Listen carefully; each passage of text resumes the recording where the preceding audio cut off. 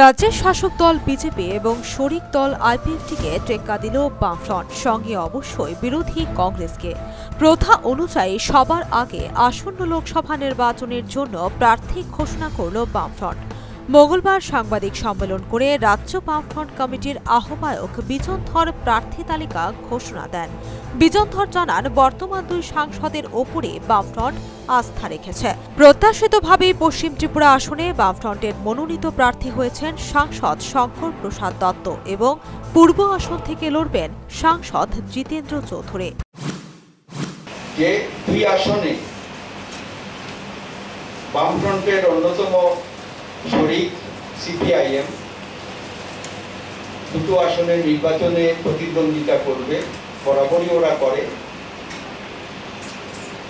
এবং তাতে সিপিআইএম রাজ্য কমিটি সভা হয়েছে।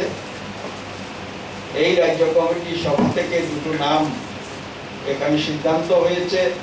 এটা বামফ্রন্ট কমিটির মিটিংয়ে প্রস্তাব করা হয়েছে এবং তারা ঐক্যবদ্ধভাবেই সিদ্ধান্ত করেছে বামফ্রন্ট যে দুজন বামফ্রন্টের সিপিআইএম ক্যান্ডিডেট হিসেবে কন্টেস্ট করবেন। তাতে 1 নম্বর পশ্চিম ত্রিপুরা, এই আসনে কমরেড শঙ্কর প্রসাদ দত্ত, এবং পূর্ব ত্রিপুরা উপজাতি সংরক্ষিত আসনে জিতেন্দ্র চৌধুরী।